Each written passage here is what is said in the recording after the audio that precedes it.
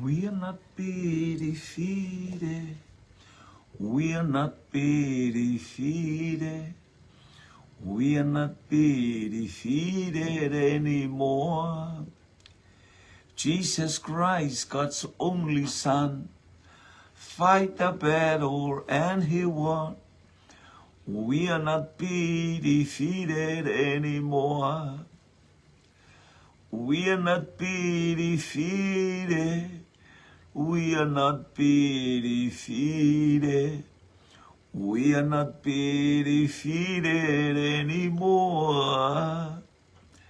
Jesus Christ, God's only Son, fight the battle and He won. We'll not be defeated anymore. Mātou te le toi whaia inai. Mātou te le toi whaia inai. Mātou te le toi whaia inai. Iesu Keriso o le alo le atua. Tau le taua o le manu malo. Mātou te le toi whaia inai. E sili sili le atua. E sili sili le atua. E foi ai le langi. Male la lo langi. E sili sili le atua. E sili sili le atua. E sili sili le atua. E foi ai le langi. Male la lo langi. E sili sili le atua. One mighty God we serve. One mighty God we serve. Angels bow before Him. Heaven hath adore Him. One mighty God we serve. E matautia le atua. E matautia le atua.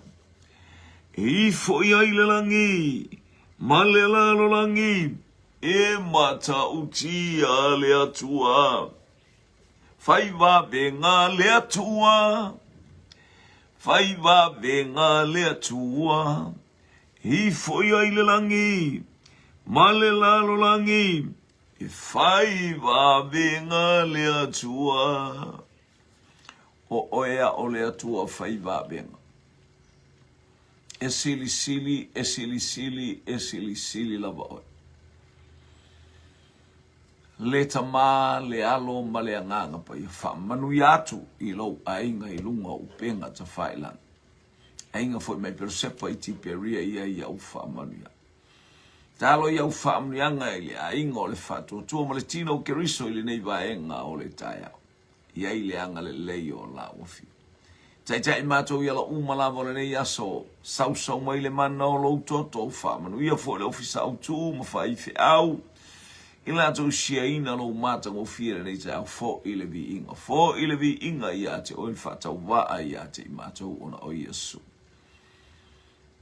Amene ma. Mene. Ole, kua maruru ali I mea soli. Alo fresko inga o pua launi ali. Kai au ali.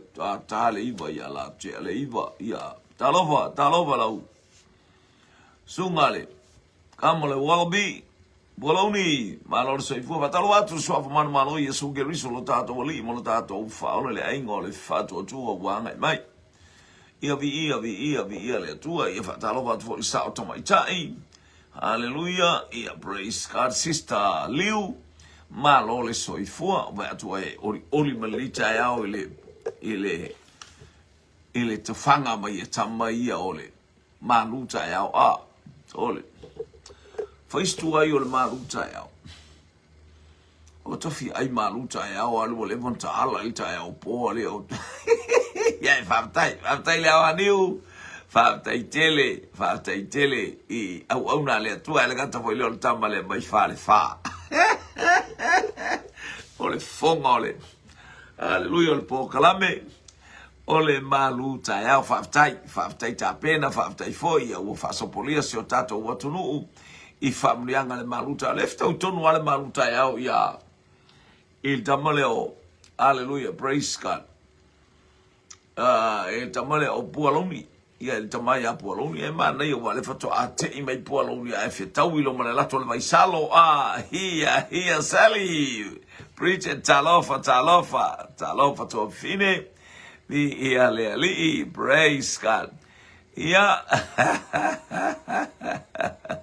fa table fa talofa sister fa ortane liu saratani elu le masiofo lalelei ale susunga I le whaatonu le tio whautau atu fia mai maoso oli mel whaatonu le tae ao nei te iloa ua aia tu nore lewa se e mali matou ta vale pea leo sauhana mai le a onga Hallelujah ia ai te le I aia la le ata atia ilunga ol falai e lengi ma le alaisa na faisi au whanau o ia le whatalo vatu wharetua Sara oka vi ia le li Hallelujah, tama atu lo wingoa ia vi ia le atua Sara Tanielu Pureta.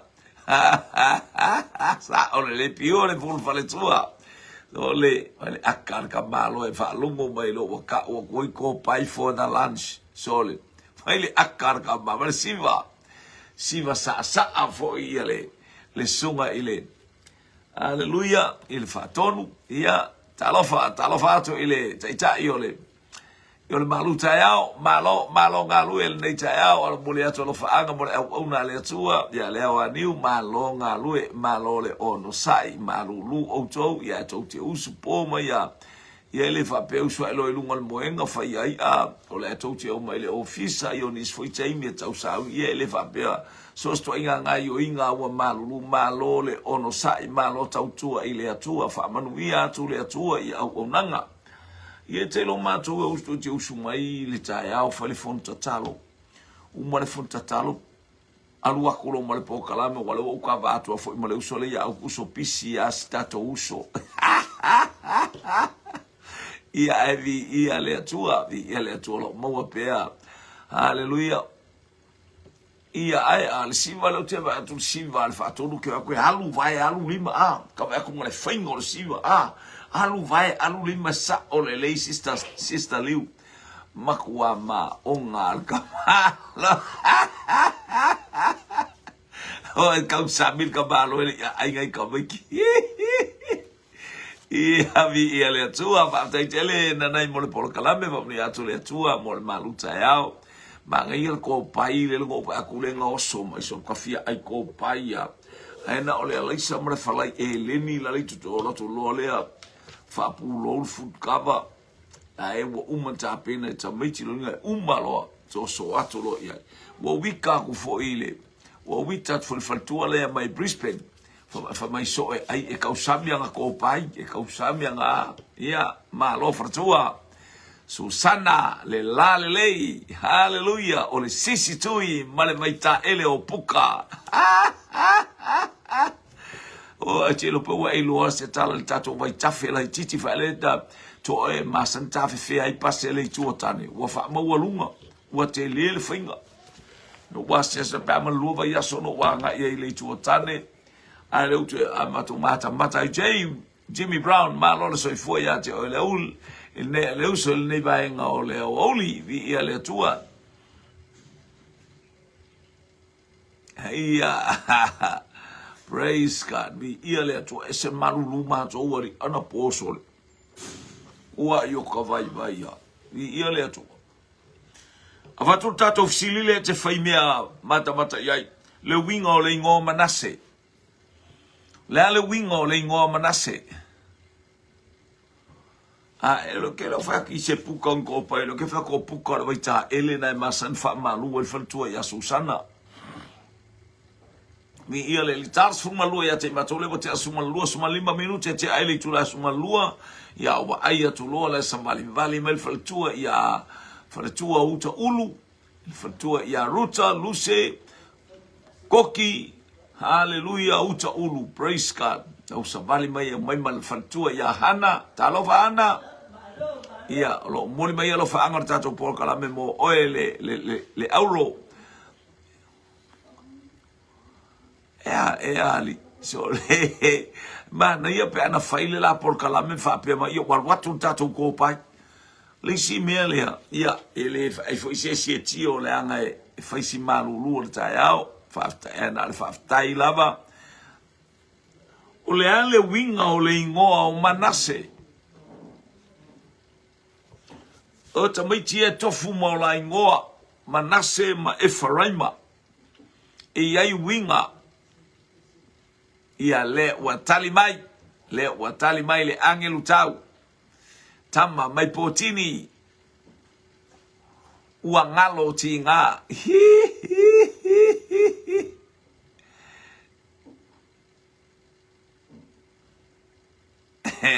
Ngia ho ela mimika mai kako mai ka ele le ela mika mai kako mai ka ele fa ngalo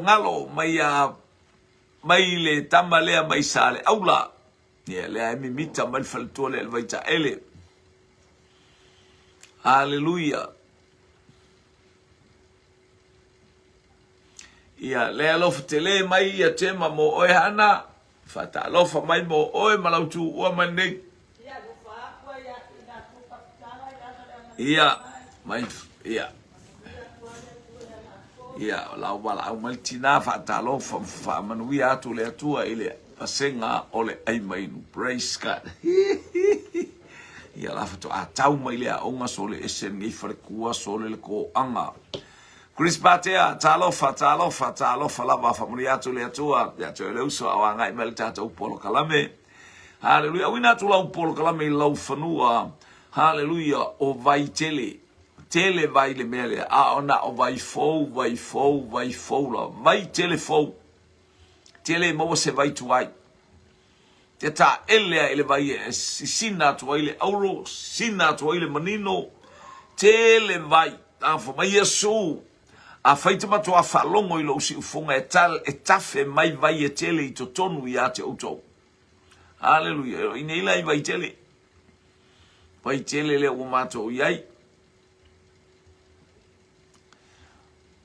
o tele vai asu ia le ala i tang moa so le o ke le vai aku le ala i tang moa ali o ke lo le ala i tang moa e foi tu mai mani supo le va pe mai tema wa ngalo ti nga lo ti nga Manase lua tato tali ia haleluya to tato tali luane ua ngalo lo ti nga lua tali tusa lelei o le winga o le ingoa Manase ua ngalo ti nga matau le voi ako o le tamale o Iosefana e vava ai fo ilon tama ele faingo fie sau fo il pauale o fata mai titi o le fana o le so o ilona tama le tali ti nga o ati nga o a fainga ta e a ruta ia fa mai ruta fa ngalo ma fa mangalo o mai e fangalo ma fa mangalo ia fa tai ia le atua ia manuia tali watu fa suma tas tu se kenese alun fa upo eli masuma le tasi le alale wa saule pokso o katatia mai le lo ai longa foi se pokso pai foi over va ato se mo se tama foi ia le pato ia le pato so hallelujah praise God. Ia ua tali tato fsili wala vai tali lua alu le tato fsili a mato ni vai ngole au o le tato tali ua ngalo ti nga mato le to malo sa tupu mai lona ainga sawai oka haleluya iona uso fai mea leanga iona uso fa mawalulunga iona uso haleluya tawi masui ma ia te ia ina o faia mataitai o le ainga pe faifo ia maulu matua e lon tama o matau lea tofi mai a pe te ulu matua ava mai a tama le ai o oe le la ulu matua o oe le la ia meo le ainga a vaftai susana ua ngalo louti ngā sa e iai oile ilano ia awa e nofo le faifi au oka se au le lei o le olanga baba yato ile atua ia e fafia ngai fo imati ngā a aya ona me uma wa ngalo lango le mele fale nganga ngalo ya te oe ina ia eva ai le mamalu le to tali tato sili ua ngalo ti nga I ia leli ia ngalo ti nga o manase I ia leli faftai ia lea ua tali me foli sunga I le faifi au po le taitai ole haleluya ole malu ole tai au ia la fa ingoa tu pela usunga ole fa tupunga haleluya ole malu tai au fale nganga ea aya ole wo mo fo nei masina samule muli le la saune masina ono nei ia wo po for Christmas ole mato malanga le fuafua atu e o alatu ia o ke topa fono faife au ia fai tolu aso ia ono o malanga I lole Stewart Island hallelujah ia e fia malanga Stewart Island ia ole o te tapena pena atu pe eu foi da oso mai foi se tala se ele yo o Stewart o foi mai o invegako o ka o le lei o nu ia pito sili na la le lei o New Zealand pe o Queenstown ola ia ma to te fai ma to fono tanga I New Zealand o te loi e stemi fo ia so nge ia ka fo so visa ke al waku ai ia a o lela lafta mo fai lo visa pe a mai a oil pepper te a se ma vai atu taimi ia e sa o le mana ele watu lo e tau nu wa mare pepa fai ma pepa I New Zealand lo ui Australia ko e fo I mai hana e langa o nga fo ia walu al mako moku Australia mata watu lu Australia se lua o ai le atali I matua o levi o ai le atali I matua o levi o le lona tolu le o le whanau alea ia Iakopo. Whanau lo le o tamale o levi. E alula levi I o I le onga I aiko pito ua ave I tamaiti ia e toa whātasi le teine toa whā, toa tolu tama. Laua avatu wa ila na whanau na e toa tolu tama. A e tasi le teine. A o aila le ingoa le atali matua.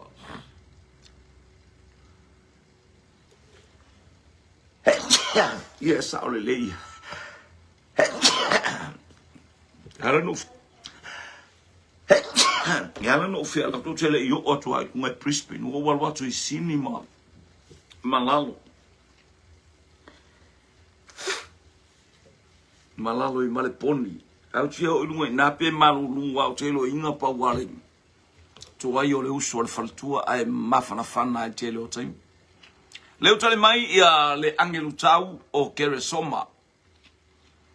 O Keresoma. To atasi le teini, to atolu tama. Ao le hatali matua lea o le tama o Keresoma. O leo tale mai mai o Keresoma. Leo tale mai tangata le o mai po mai o Keresoma. Tolu teine, tolu tama tasi le teine. Whana ua levi, o ai tangata matua leo tau ia tema o koato ai sawa I tua mare ea. Hallelujah. O longa winga la e fanga mai le ea. Keresoma mai le angelu tau.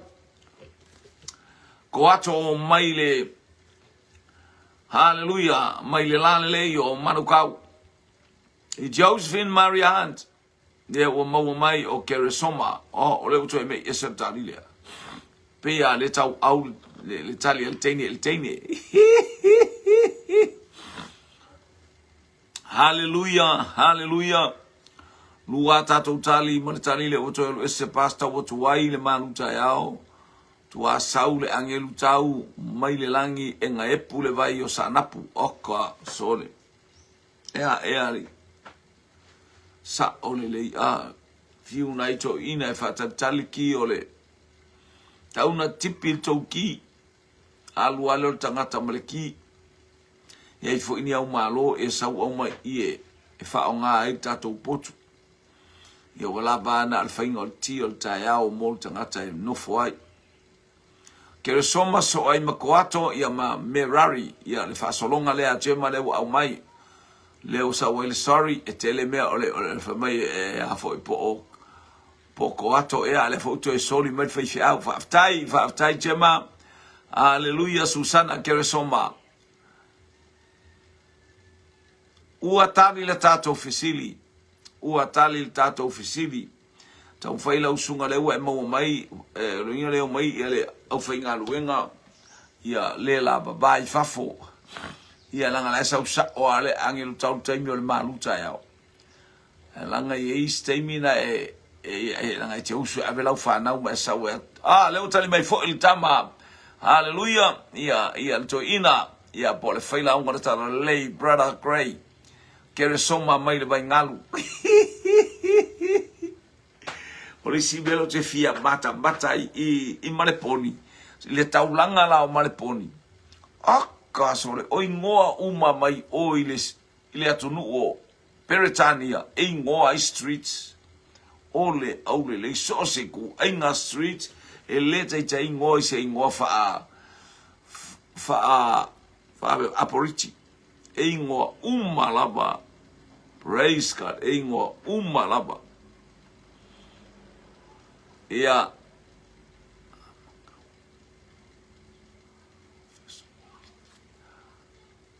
sole ele o ngalo ia te o efeso ma filiki ali pe ana to e taufia matainga te ilo matai o feso ma filiki na taufia na matu taufia lo te no fo fa malulu atu ele yo o atu tato ainga au to e taufia mai ngona lango inoa o ingoa fa ale anga be ainga sa orelei Queensland ia e pe ma pe o pe au le lei Queenstown so lu kala la como kalo ka fa se e inga i lunga le o le ski kala kwa i lunga le isa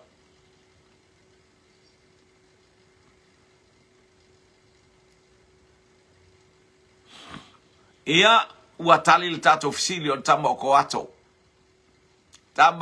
a o ai la le tua o le tamba sorry o le tamba o Keresoma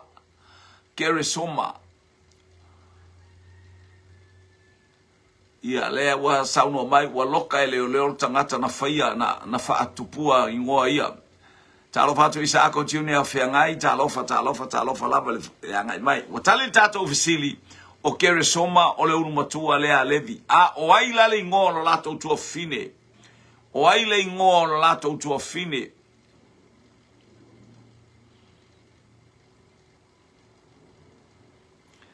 i talo fai sa ole le ia Brother Gray talo fai le angelu tau umana lele lunga o nafisa ia i o le skyscraper le ole sky tower o nei i ole sa tau solo ma angelu le pongi sa fa pia la we yela na ba nga foi ave tau angelu na o ia fa mai pa o ai le ngoa o le tua fa fine hallelujah o koato merari male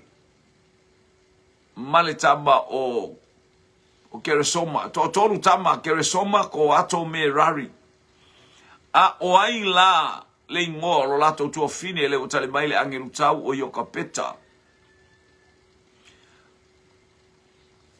ia le li ole ulu matua o koato le wa latu tato tali sao o isole ele le siva fia ali o angelu tau ole pe wa ma ona ili taiao fai ele angelu tau tala wale ola ititi le paia sa wasi paia la le ai fai le por kalame ole maluta ya ala ata ele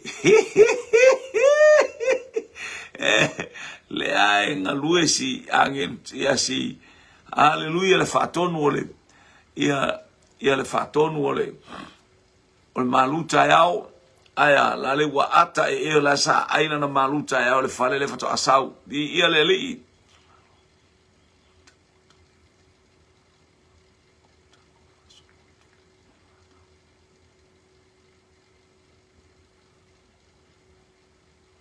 ia le ia wan fa poleina se tato por kalame le por kalame faile oli marfia haleluya la se me o misi o tato le tato limba ilunga o penga ta failangi mo mea o nei ona po ye le fa pesa o ai taimi uma ye le taimi misi ai malo bo le fa poleina le tali mai ia le le taitai o le maluta ao o yoka peta.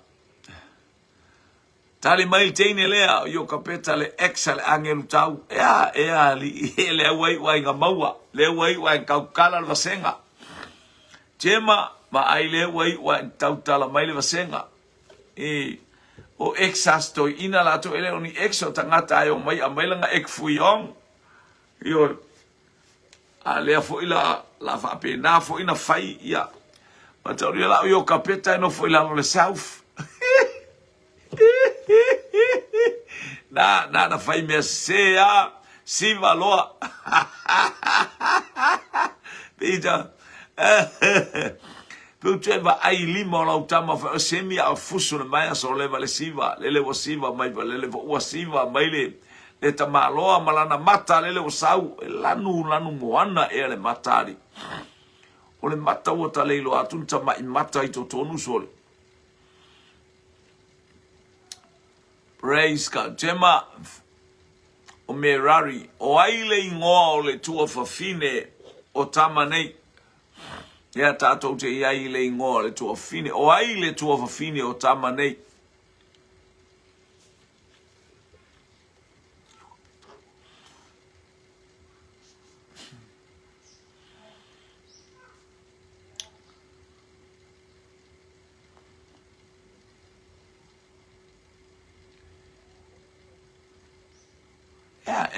Il file mu sole fa pe una oi falata e il savali il file mu ale che va cali o le sa e ali me ali ta ya auto o il file mu ali ya malo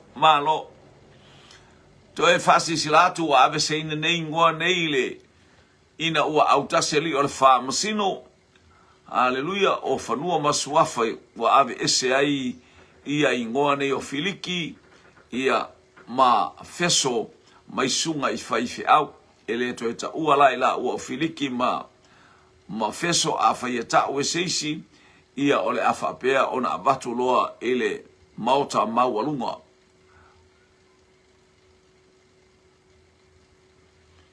o ia stamo semi sa fusu ila aso vi ia le atua ia ua tali tato fisili a o le fisili le ua tali o yoka peta o yoka peta o le tua fafine lea.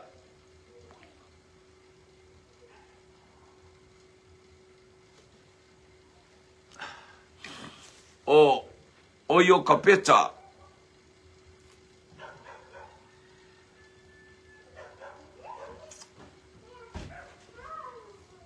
O le mamoi isa ola.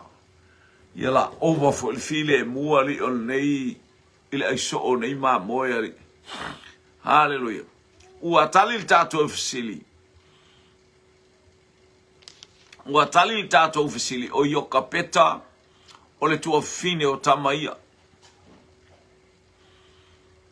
Mataulia fo ila yoka peta na fai mea balea yoka peta walu yoka peta no nofo male. Malona nephew o Amaramo. Alu leo yoka peta to eno nofo ma Amaramo o lona nephew. O ai le tamao Amaramo. Ai mainu e mamao le ala. O ai le ingo le tamao Amaramo. Ia lele ua ngofo malika malo e lunga o lo ngofoa. Lele ua ngofo malika malo e lunga so waba iatu po le ale melea e peo sana miku lingi e po sangala au ili le koso.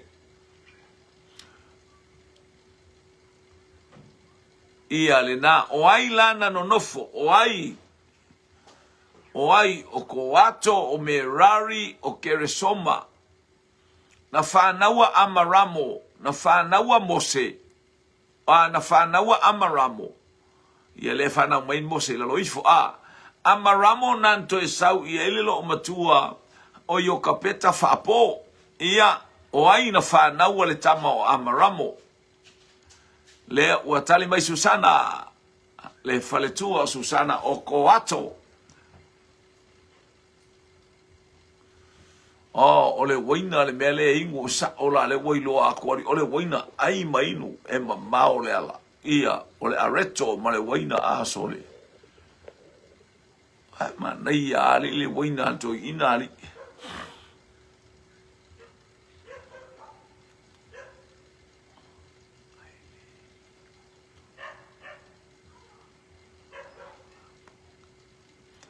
hallelujah, praise God. Ole awali ia e to alua e te iloa ole o yo kapeta nano nofo male toi ina o Amaramo. O Amaramo ole nephew lea o yo kapeta. A o yo kapeta ole auntie lea. Hallelujah. Praise God. Ai te maua ina ile awali o koato male li ile o keresoma male li ile o Merari. Le whaasolonga o le ngawhana eilo ailea o le tangata la le na whanau o ai na whanau leo tali mai e lo Reverend o yo kapetan whantua o le angelu tau mai sa napu. Ai, o e arono winga o le si ngoana o le whantua Sara. O yo kapeta, o ipa o sesi excel toi ina sa iei sa napu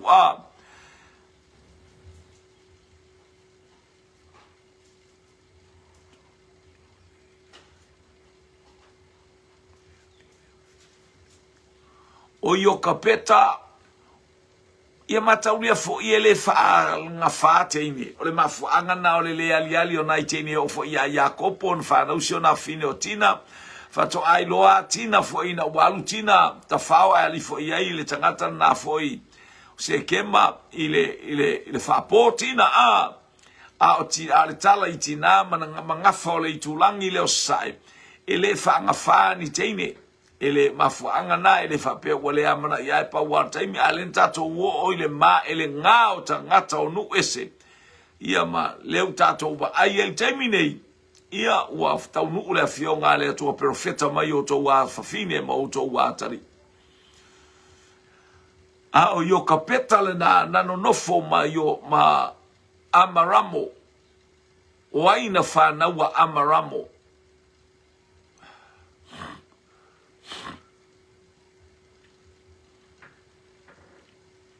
o aina whanaua Amaramo.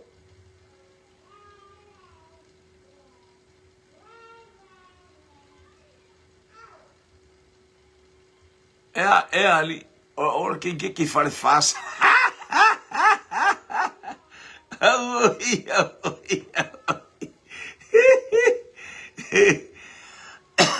E ali. Ia la lea la. Sole ia vai lele wala lango ma ia mal faletua mai ma le faletua mai Brisbane fa mai sa o le o tintiti lana ma ayo fewa ima ma le angelu tau o le tintiti mai fale fa to ale anga tele sole ia o le fo e fa mai tangata le tintiti sa napu ali ia vi ia le tua fa tai le ingo le tua o le ausolea ia o Keresoma ko ato ma Merari. Hallelujah. O ko ato le ana ia whanaua le totolu le na whanau le ko ato. O i o le totolu le ai tasi la tua fine o le teine o Miriama. A teine o Iokapeta. Ai whanau fo i le whanau a ko ato ma ia. Whanau le o ko ato maua ai le o Amaramo lea.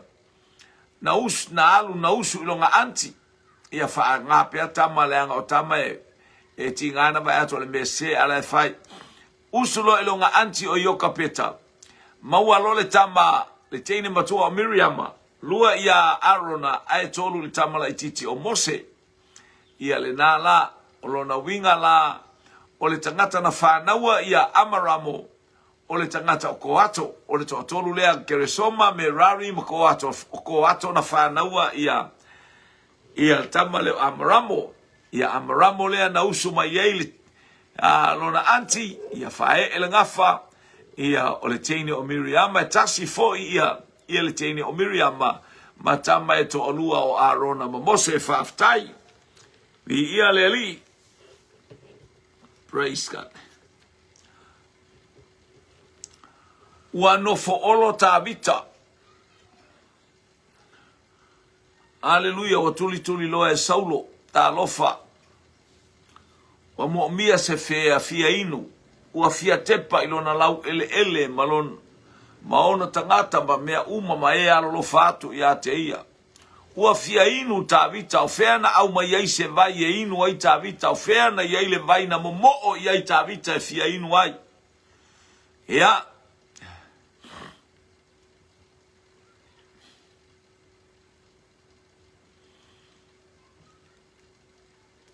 Ia.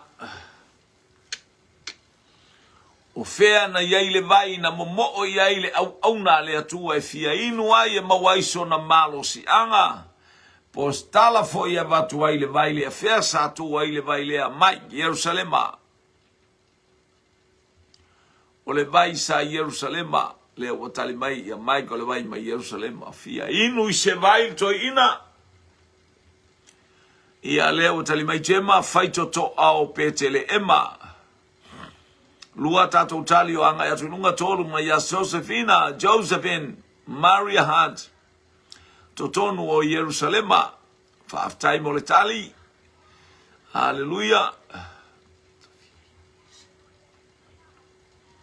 Lua tali e la bea mai ya Yerusalema, tasi le tali faitoto au petele ema, ai maino e mamao le ala. Halu!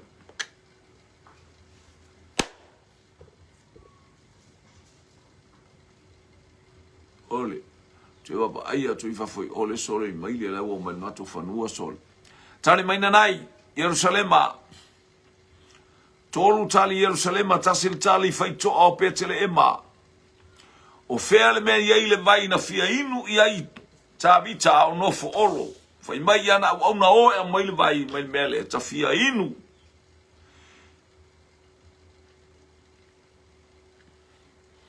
Nanai Yerusalema, Josephine Yerusalema, Jema faitoto au petele ema, angelu tau Yerusalema, to e tasi stato tali. Hallelujah, fasu maltolu minuti e te aile itu la e se folu manelua. Ni ia leli, ia sababa, ia toa ne yaso male stofi o bofeo ne yaso. Hallelujah, ia e. Hallelujah, e tau faa. Tau fa pa fala il tato ai maino au te loinga i o se polkalame mata ngofia mo oe moa au i o lefa meita ma ia on sa i fa awau pea vi ia le atua ia fa aftai i le atua lea ua to e tali mai le angelu tau faito to o sale aula sole ua tali le tato ufisili o faito to o petele ema ina ua mo mia e ta vita se vaina ia mo mia le vai to tonu o lona nu. Ia Yerusalem ar vai tafe i farefa ia ele inu o istangata e fia ola. Na o tangata e fale tonu ai mapua ia i le vai le i farefa.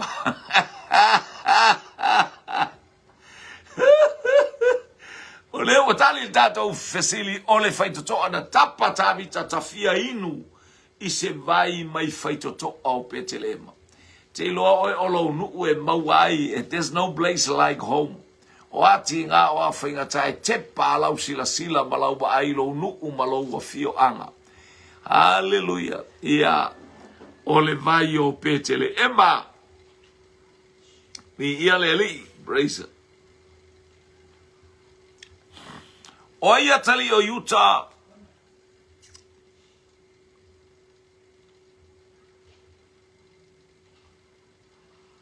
Ia Tamara, tali mai le sa o pole se. O atali o Utah ia Tamara, o eru o nani Masila. O atali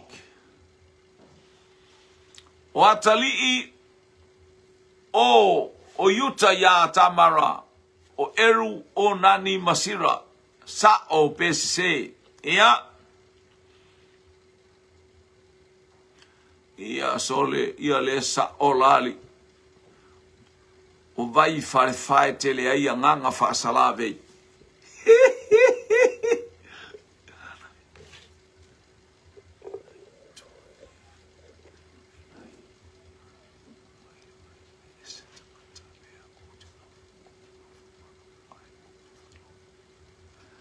Hallelujah. Praise God.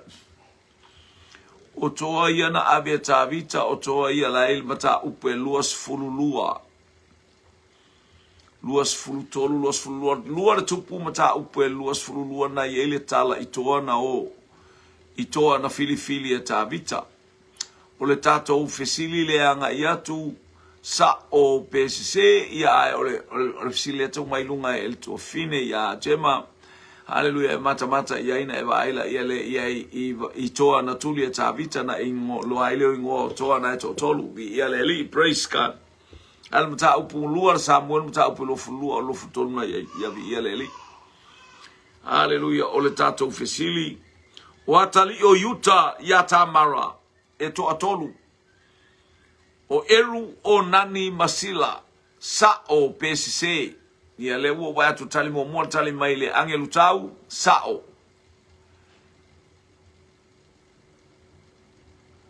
O sila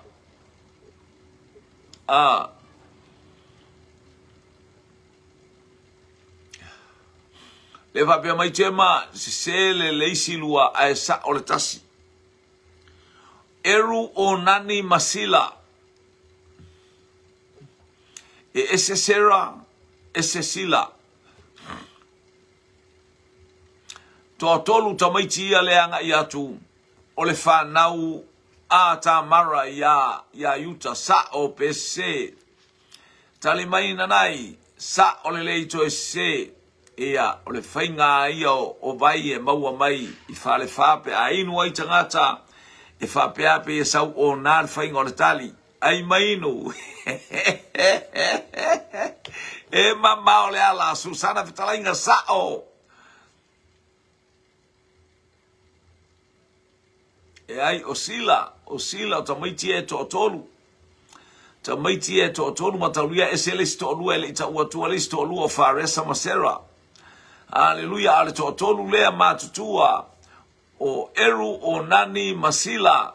Ia nala aftai leo tali mai Susana sao nanai sao tema se uma tali tato ofisili SC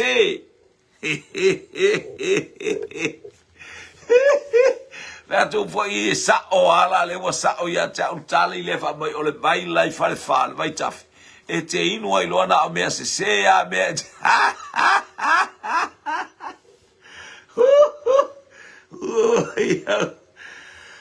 Ua tali tata ofisili o le whanau lea o eru o nani masila o le whanau a le tangata o yuta i le whawhine Filistia foi. I le fine Filistia foi a le awhine o tamalo ingo i asua i le nāla e whanau e yuta a o le teine o tamara na whanau na toe to ia yuta ia tamara le to lua o lona tali i maua i loa tamaiti o faresa masera ia leli ia e sa o ni kauli le ko pai ali ngai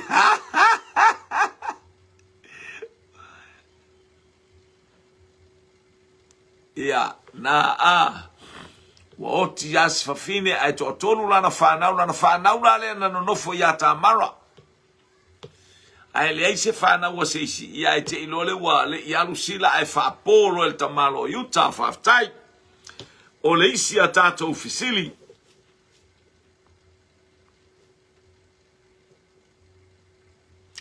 e te iloa o aile ingoa o le atali i o Salemona ma yara ava. E te iloa o aile ingoa o le atali i o Salamona ma yara ava. E ali. I ale ali. Manuia o le nei fafine sole. Manuia o le fafine fia i le atua matalitonu i le atua ma ngā wai i le atua. Ma tau mo fai lo e fai le mea te tau matusa ma le fina ngalo o le atu.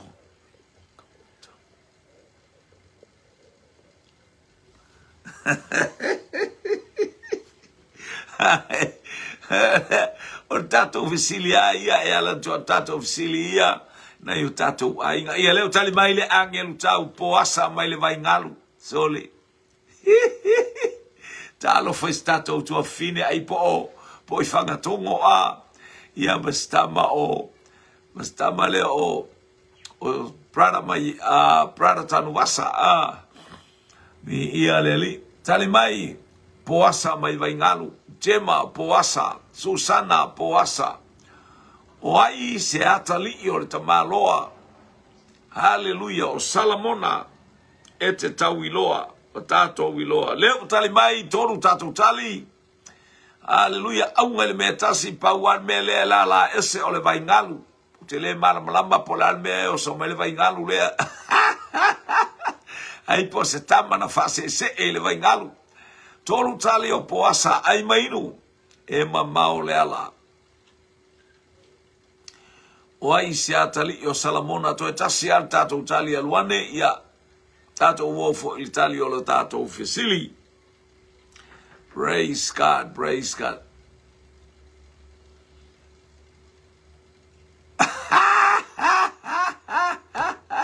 So le e ali o le whanau le ale sa napu a. So le alanga lo ke la kua ua ai I kenge sa ngapu o la e pepese uma le whanau le tim. Whaftai le ua tali mai ia le haleluia le taitai o le malutai au whale nganga o po asa ua tali le tātou fesili.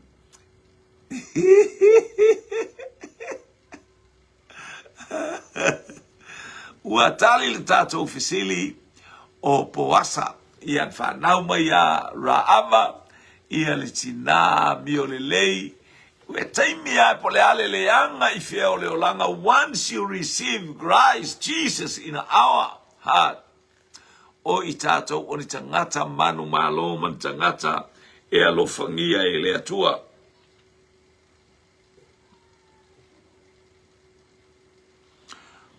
O ai le whanau matutua lava tāvita.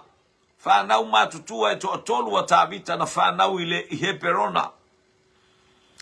O ai le whanau matutua e to atolu a tāvita na whanau I heperona e to ono a le walava to atolu e au mai. E te angai mai ai. Whanau tamaiti e to atolu na whanau e tāvita I heperona.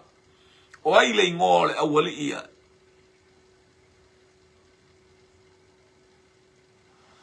Ia, sa ori o tau mau ato ala angelu tau ori, aia. Si angelu tau ori ia ruso ia na fono I runga skai tau a ese mea lea e. Te lei lopo alu e tau mani, angelu le anga po laito e tau ama angelu. O nai angelu ali lai. Pou la tau malosi ma fia I le li eto e la tule angelu tau ali to e fasasa lapa atua. Ia, ono sa ia. Ono sa ia. Ia le li o se o fale tua nei ese le vava aima mao. Ese le vava aima mao al fale tua lea mai Brisbane. Malana ma aisi angelu tau.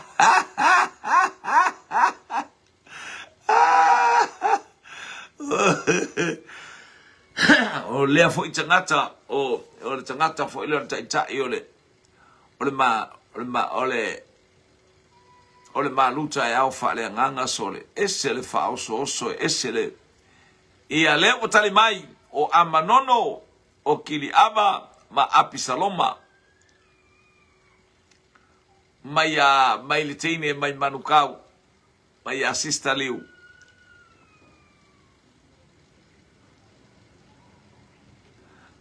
Sole e ali o angelu tau le vani monimo le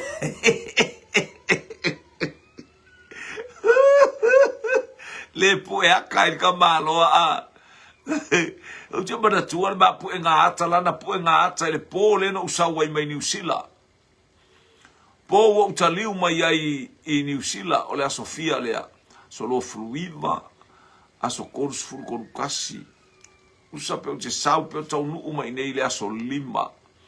A o le aso aso kolu langa lo ka malo e pu e ata le fono. Haleluya.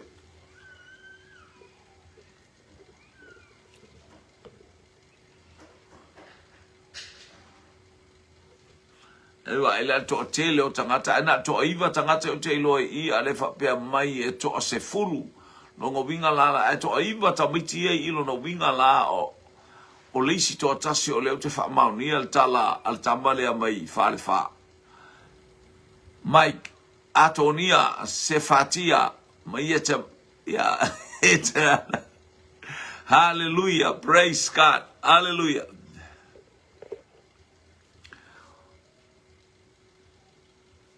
Zole, wal fiesta mo Josio lai falongolongo mai, mababa ai mai wingo le angelu tau le saule angelu sau Josio avatu le angelu tau. Si ala tu foi fese la ki ai mana o ai alu ilunga a o Josio I tonu le o sky tower. A le pito ilalo ai mana o arta malo e fialu ilunga.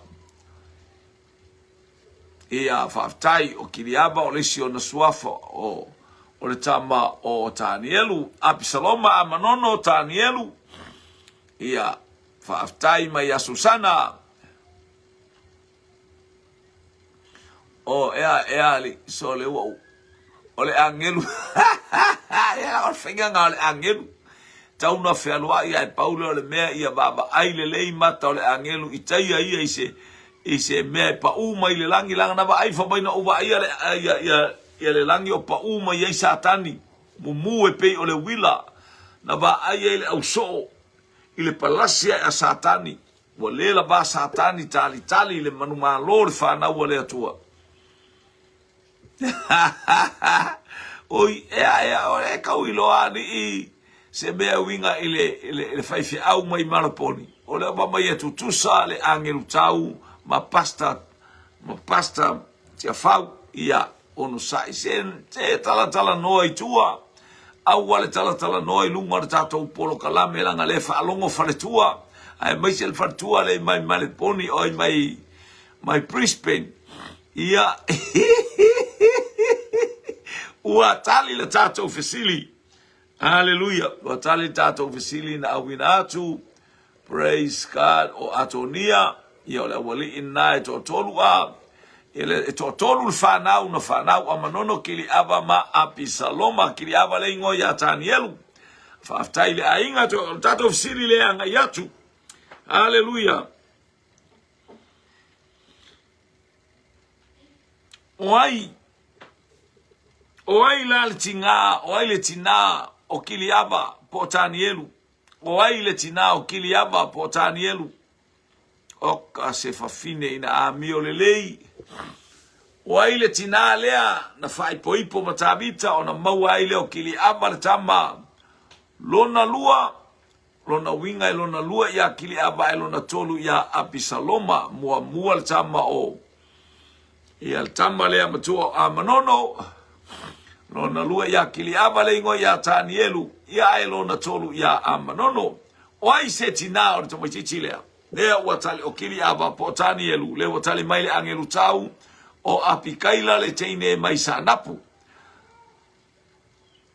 Ia tali mai jema apikaila le toalua o na palu, ia lea na toe fai poipo matavita pe afai o apikaila, ia o le toalua na palu, haleluya, no foi karamelu matalua, lua karamelu, e yeile karamelu ile tu imatu, male yeile karamelu ile tu isauche.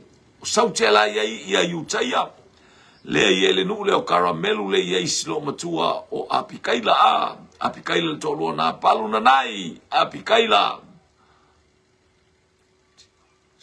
o le fa mai o lon tinar sana po esa o ala ringa ngai ali ai lo umma el kanga kasanga puari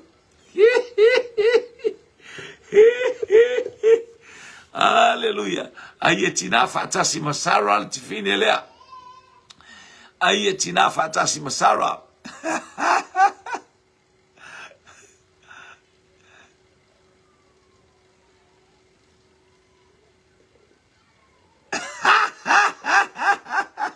ai pe sao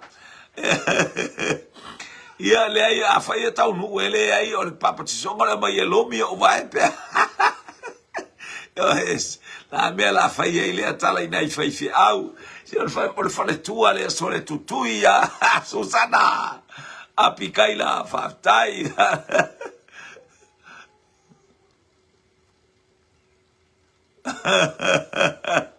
Ia, sa ole lei. Ia, ole nu tonu ale na o le tama lole o file moni. O file moni o le mau oa. Sa faitanga ta tutongi le na nofo ai one semo. Ia e pole ale me wali matango vale. Ia i one semo fa pe al tato so i fomonola. Ia le na toe fo ia i one na toe. Alu i loa sola one semo. Aia la toe maua e Paulo, maua lo e Paulo i Roma. Ia ai e la toe masani le leita ngata ia Paulo fa e whaungolongo i tala anga o Paulo au tala i to tonu o Efeso. Lea na mana ia i le la maftanga.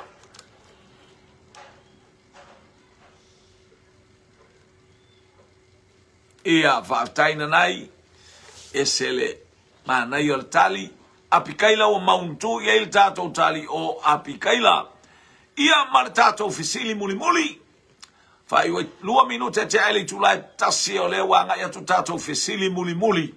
O ai whanau e toa tolu a Saulo na o le taua. Theoti umai malolato tama. O e tau maua mai ngō tamaiti e toa tolu. Hallelujah. Ia. La maua mai ala utali mo utongi atua. Vi matali atu. Vi ia leli. Pe sao pe se. Hallelujah. Oh, ole anti o Susana sole. Sao lali. O vai aku i ke sao ia langa au le Susana e pe ali o apikai lali. Ole tato ofisili na muli.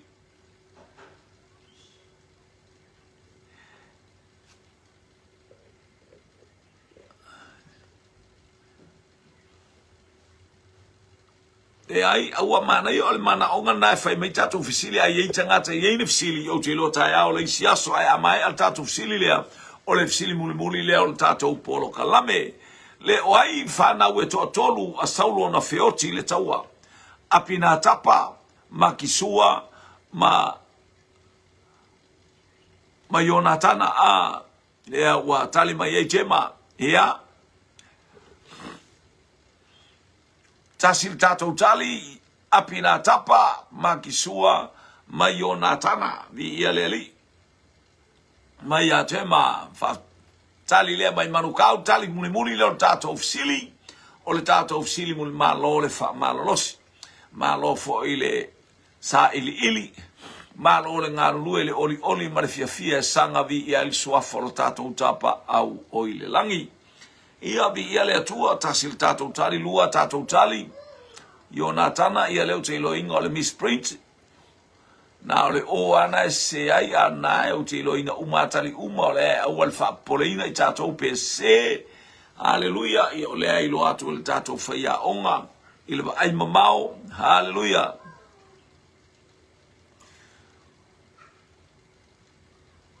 ia oi vai le wa saul fangau Fanau onanai ti afau matito. Oi sole e ali. Alo ke vai ku nga e fai por kalabe maina nai. Male susunga ile fai fi au mai male poni. Tito lai fe alwa il tabale war tau singa le ainga male akalesia. Ya o tamiti o feoti le tau. Ale o falu ngotoni. Sole fa. Ora eseli ile ia tu inga talali. Tala ni ya tupoita wa ifusu hawa uni. Muamur Samuel mta upe tolu tasi fai upe lua. Muamur Samuel mta upe tolu tasi fai upe lua. Yonatana makisua ma apina tapa. Maya mailto fine ya Susana. Angelu tau Yonatana apina tapa makisua. Hallelujah. Ua mawar tato tali na wa ilunga tali lewa mailtusi to fine mo mor Samuel mata upe tolu tasi fai upu elua ole auso ya Yonatana makisua ma apina tapa o atali ios ia na fatama oya ile taua ia mo fo fa tai so tato ainga malo le nga lue malo le faito tu so ia le tu fo fanga le nei tu aso ia ile anga le yo le tu tato tu e feilo ai ile tao le tu la lima po le yo fo ia awanga ia tu tato po kalam atu ai mai ale ma le ma na yo le ma na va nga lue nga ia o te al watu lo o te ala lo alu lo bano kalabe ia vi ele tua fa boriato le tua le aingo le fa tua haleluya le vasenga ula va vale ta lo fa sole tai tai